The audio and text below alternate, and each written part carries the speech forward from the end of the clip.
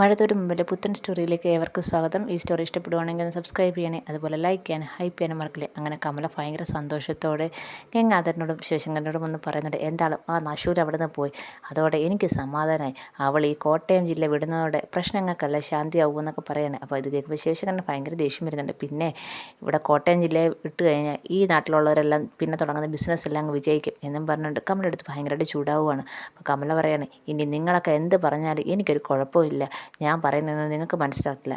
അവളെന്തായാലും പോയല്ലോ, അവൾ എന്ന് കാലുകുത്തി അതിന് ശേഷം ആ കുടുംബവും ഈ കുടുംബവും രക്ഷപ്പെട്ടിട്ടില്ല. അതുകൊണ്ട് എൻ്റെ മോന് ഹരിക്ക് ഇങ്ങനെ സംഭവിച്ചത്. പിന്നെ എൻ്റെ മനുവിനെ വളച്ചെടുക്കാൻ നോക്കി എന്നൊക്കെ പറഞ്ഞ് കമല ഭയങ്കരമായിട്ട് കിടന്ന് ബഹളം വെക്കുവാണ്. അപ്പം ഗംഗാധരൻ പറയുന്നുണ്ട്, എന്തൊക്കെയാണ് കമല ഈ പറയുന്നത്, കണ്ണടച്ചിരുട്ടാക്കി കഴിഞ്ഞാൽ അത് ശരിയാവുമോ? അത് ഹരിയുടെ കൈതരിപ്പ് കൊണ്ടല്ലേ ഇങ്ങനെയൊക്കെ സംഭവിച്ചത്, അതിന് അലീന എന്ത് ചെയ്ത് എന്നൊക്കെ ചോദിക്കുകയാണ്. അപ്പോൾ കമല പറയാണ്, നിങ്ങളൊക്കെ ഇനി എന്ത് പറഞ്ഞാലും ഞാൻ പറഞ്ഞത് തന്നെ ശരി, ഇതൊന്നും നിങ്ങൾ സമ്മതിച്ച് തന്നില്ലെങ്കിലും എനിക്കൊരു പ്രശ്നമില്ലെന്ന് പറഞ്ഞ് കമല പറയാണ്. ഇതൊക്കെ കേൾക്കുമ്പോൾ ശിവശങ്കരൻ നല്ല ചൂടാവുന്നുണ്ട്. അങ്ങനെ ശിവശങ്കരനാണെങ്കിൽ കമലയായിട്ട് വടക്കിടുന്നു. അതിനുശേഷം കമല അങ്ങ് പോവുകയാണ്. അപ്പം ഗംഗാധരൻ ചോദിക്കുന്നുണ്ട്, നീ എന്തിനാ ഈ കമല പറയുന്നതിനെല്ലാം മറുപടി പറയാൻ നിൽക്കുന്നത്? പിന്നെ അല്ലാതെ ഇതിനൊക്കെ ഞാൻ ഒരു മറുപടിയും പറയാതെ അവൾ പറയുന്നത് കേട്ട് നിന്നതുകൊണ്ടാണ് ഇപ്പോൾ ഹരി ജയിലിലായത്. ഇനിയും എനിക്ക് അങ്ങനെ നിൽക്കാൻ പറ്റത്തില്ല, എൻ്റെ കൈ തരിച്ചു വരും. പിന്നെ അത് വലിയ പ്രശ്നമാകുമെന്ന് വിചാരിച്ചാൽ ഞാൻ അവിടെ അടിക്കാത്തത്. ഇതാവുമ്പോൾ അവൾ പറയുന്നതിനനുസരിച്ച് മറുപടി കൊടുക്കുമ്പം എനിക്കെങ്കിലും കുറച്ച് ആശ്വാസം കിട്ടുക കേട്ടോ. അതുകൊണ്ടാണ് അവൾക്ക് തക്കതാണ് മറുപടി കൊടുക്കുന്നതെന്ന് ശിവശങ്കരൻ പറയാണ്. അപ്പം ഗംഗാധരൻ ഒന്നും മിണ്ടാതിരിക്കുകയാണ്. അപ്പം ഗംഗാധരൻ വീണ്ടും ചോദിക്കുന്നുണ്ട്, വൈജയുടെ കാര്യത്തിൽ നമ്മളിനി എന്ത് തീരുമാനം എടുക്കാൻ പോകുന്നത്?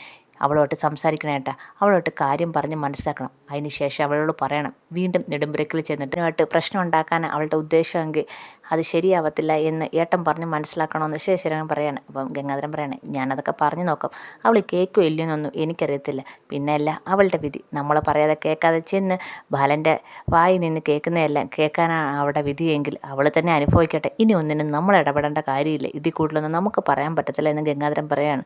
അപ്പം ശിവശങ്കരൻ പറയാണ്, അല്ലാതെ തന്നെ വീട്ടിൽ 1000 ടെൻഷനുണ്ട്, അതിൻ്റെ കൂടെ ഇവളുടെ ഓരോ പ്രശ്നങ്ങളും തീർക്കാൻ സമയമുള്ളെന്ന് ശിവശങ്കരൻ പറയാണ്. എന്തായാലും നമുക്ക് സംസാരിച്ചല്ലേ പറ്റത്തുള്ളൂ ഏട്ടാ, അവളെ എത്രയും പെട്ടെന്ന് തന്നെ ഇവിടുന്ന് പറഞ്ഞു വിടണം.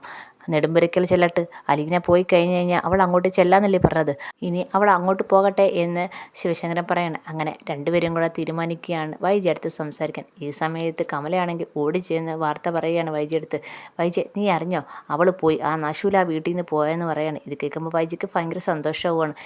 ആര് പറഞ്ഞ ഏട്ടത്തി ഈ കാര്യം? അത് രഞ്ജു ഇപ്പം എന്നെ വിളിച്ചു പറഞ്ഞു, രഞ്ജുവിനെ ബബിത വിളിച്ച് പറഞ്ഞെന്ന്. എന്തായാലും ആ നശൂൽ അവിടെ നിന്ന് പോയെന്ന് പറയാണ്. അപ്പോഴത്തേക്ക് വൈജിക്ക് ഭയങ്കര സന്തോഷമാവുകയാണ്. അപ്പം ഇത് കാണുമ്പോൾ ഉടനെ കമല പറയുന്നുണ്ട്, നീ കൂടുതൽ സന്തോഷിക്കൊന്നും വേണ്ട, കാരണം നിൻ്റെ മക്കൾക്കും നിൻ്റെ ഭർത്താവിനും ഒന്നും അവൾ അവിടെ നിന്ന് പോയത് ഒട്ടും ഇഷ്ടപ്പെട്ടിട്ടില്ല.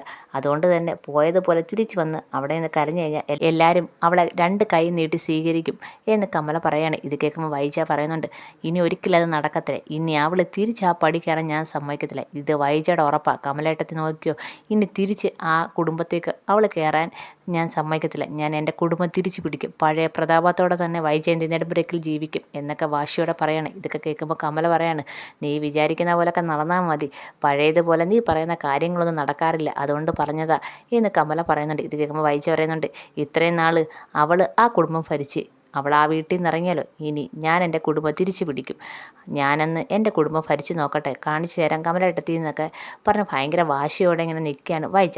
അതിനുശേഷം വൈജ നേരെ ബബിതയെ വിളിക്കുന്നുണ്ട്. ബബിതയാണെങ്കിൽ അവിടെ സങ്കടപ്പെട്ട് കരഞ്ഞ് തളർന്നിരിക്കുകയാണ്. ആ സമയത്താണ് വൈജ വിളിക്കുന്നത്. വൈജ വിളിക്കുമ്പോഴേ ഫോൺ കാണുമ്പം ബബിതയ്ക്ക് അങ്ങോട്ട് ഇഷ്ടമല്ലാതെയാണ് എടുക്കുന്നത്. എന്താ അമ്മയെന്ന് ചോദിക്കുകയാണ്. ആ നിന്നെ ഞാൻ വിളിച്ചതേ ആ നശൂലം ആ വീട്ടിൽ നിന്ന് പോയതറിഞ്ഞ് അത് ശരിയാണോ എന്ന് ചോദിക്കുകയാണ്. ആ പോയി, അലീന ചേച്ചി പോയെന്ന് പറയാണ്. നിൻ്റെ അച്ഛനാണോടി കൊണ്ടാക്കാൻ പോയെന്ന് ബബിത എടുത്ത് ചോദിക്കുകയാണ് വൈജ. ആ അച്ഛനാ അലീന ചേച്ചിയെ കൊണ്ടാക്കാൻ പോയത്, എങ്ങോട്ട് കൊണ്ടുപോയതാണെന്ന് ചോദിക്കുകയാണ്. അതൊന്നും എനിക്കറിയത്തില്ല, എങ്ങോട്ടെങ്കിലും പോട്ടെ, ആ നശൂല അവിടെ നിന്ന് പോയല്ലോ, ഇപ്പോഴാണ് എനിക്ക് സമാധാനമായെന്ന് വൈജ പറയണം. ഇത് കേൾക്കുമ്പോൾ ബബിതയ്ക്ക് നല്ല ദേഷ്യം വരുന്നുണ്ട്. അമ്മ ഇവിടെ ഉള്ളപ്പോഴും ആ പാവത്തിനൊരു സമാധാനം കൊടുത്തിട്ടില്ല, ഇവിടെ നിന്ന് പോയതിന് ശേഷവും അമ്മ ഒരു സമാധാനം കൊടുത്തിട്ടില്ല. ആ പാവം അമ്മയോട് എന്ത് തെറ്റ് ചെയ്തിട്ട് അമ്മ ഇങ്ങനെ ദ്രോഹിക്കുന്നത്? അമ്മ ഇവിടെ ഉള്ളപ്പോഴും പോയാലും ആ പാവത്തിന് ഒരു സമാധാനം കൊടുക്കത്തില്ല, അതുപോലെ അച്ഛനും ഒരു സമാധാനം കൊടുക്കത്തില്ല എന്ന് പറയാണ്. ഇത് കേൾക്കുമ്പോൾ വൈജിക്ക് ഭയങ്കര ദേഷ്യം വരുന്നത്. നീ എന്താടി പറഞ്ഞത്? ഞാൻ പറഞ്ഞത് അമ്മയ്ക്ക് മനസ്സിലായില്ലേ? അമ്മ ഒരു തരത്തിലും ആർക്കും ഒരു സമാധാനം കൊടുക്കത്തില്ല എന്നും പറഞ്ഞ് ബബിത നന്നായിട്ട് ദേഷിച്ച് ഫോണങ്ങ് കട്ട് ചെയ്യാണ്. ഇത് കേൾക്കുന്ന വൈജയ്ക്ക് നല്ല സങ്കടം വരുന്നുണ്ട്. ബബിത ഒരിക്കലും തന്നോട് ഇങ്ങനെ സംസാരിക്കുമെന്ന് ഒരിക്കലും വൈജ വിചാരിച്ചില്ല. അമ്മയ്ക്ക് എല്ലാവരെയും ദ്രോഹിക്കാൻ മാത്രമേ അറിയത്തുള്ളൂ എന്നൊക്കെ പറഞ്ഞ കാര്യം ഇങ്ങനെ ആലോചിച്ച് ഭയങ്കര സങ്കടപ്പെട്ടിരിക്കുകയാണ് വൈജ. ബബിതയാണെങ്കിൽ അലീന പോയുടെ സങ്കടത്തിൽ ആലോചിച്ച് സങ്കടപ്പെട്ട് കരയുകയാണ്. അങ്ങനെ എല്ലാവരും നെടുമ്പുരക്കിൽ എല്ലാവരും ഭയങ്കര സങ്കടത്തിലാണ്. അലീന പോയത് ആർക്കും താങ്ങാൻ പറ്റുന്നില്ല. കൃഷ്ണമോളും രോഹിത്തും അതുപോലെ ബബിതയും ഭയങ്കര സങ്കടത്തോടെ കരയുകയാണ്. ഈ സമയത്ത് ബാലചന്ദ്രനും അലീനയും കൂടെ കുളത്തൂപ്പുഴയിലേക്കുള്ള യാത്രയിലാണ്. അപ്പം രണ്ടുപേരും കുറേ സംസാരിച്ച് അലീനയ്ക്ക് അത്രയേറെ ഇഷ്ടമാണ് ബാലചന്ദ്രനെ എന്നുള്ള കാര്യമൊക്കെ പറയുന്നുണ്ട്. അതുപോലെ ബാലചന്ദ്രൻ്റെ കണ്ണൊക്കെ നിറഞ്ഞൊഴുകുന്നുണ്ട്. അലീന പറയുന്നത് കേട്ടിട്ട്, നിനക്ക് താല്പര്യമില്ലെങ്കിൽ എന്തിനാ മോളെ വിഷമിച്ച് ഇവിടുന്ന് പോകുന്നതെന്നൊക്കെ ചോദിക്കുന്നുണ്ട്. പക്ഷെ ഞാൻ പോയേ പറ്റത്തുള്ളൂ അച്ഛാ, ഇനി എനിക്കിവിടെ നിൽക്കാൻ പറ്റത്തില്ല എന്നൊക്കെ പറയുന്നുണ്ട്. അങ്ങനെ അവർ കുറേ സംസാരിച്ച് കുറേ ദൂരെ പോയതിന് ശേഷം ബാലചന്ദ്രൻ പെട്ടെന്ന് കാർ ഒതുക്കുന്നുണ്ട്.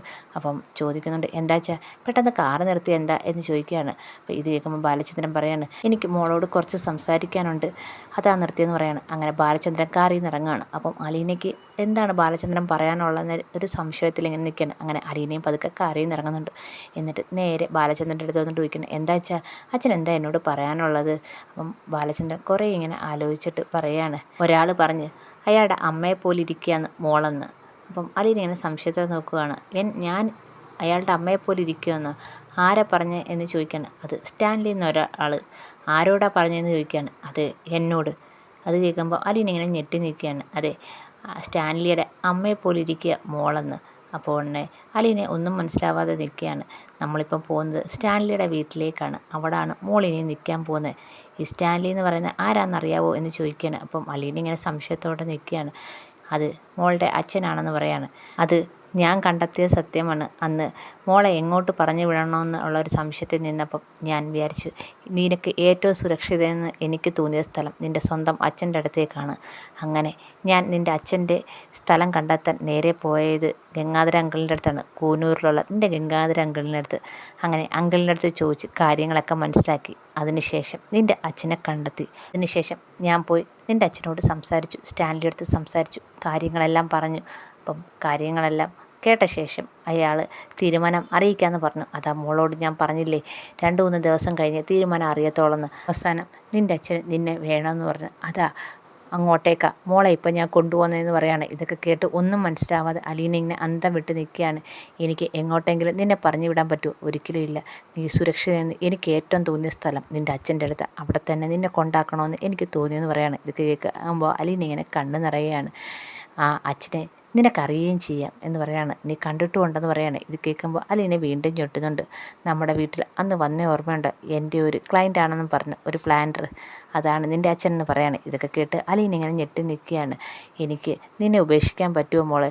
അതുകൊണ്ട് തന്നെയാണ് നിൻ്റെ അച്ഛനെ കണ്ടെത്തി നിൻ്റെ അച്ഛനെ തന്നെ ഏൽപ്പിക്കാമെന്ന് ഞാൻ തീരുമാനിച്ചെന്ന് പറയാണ്. ഇതൊക്കെ കേൾക്കുമ്പോൾ അലീന ഇങ്ങനെ സങ്കടത്തോടെ വളരെ വിഷമത്തോടെ ബാലചന്ദ്രനെ ഇങ്ങനെ നോക്കുന്നുണ്ട്.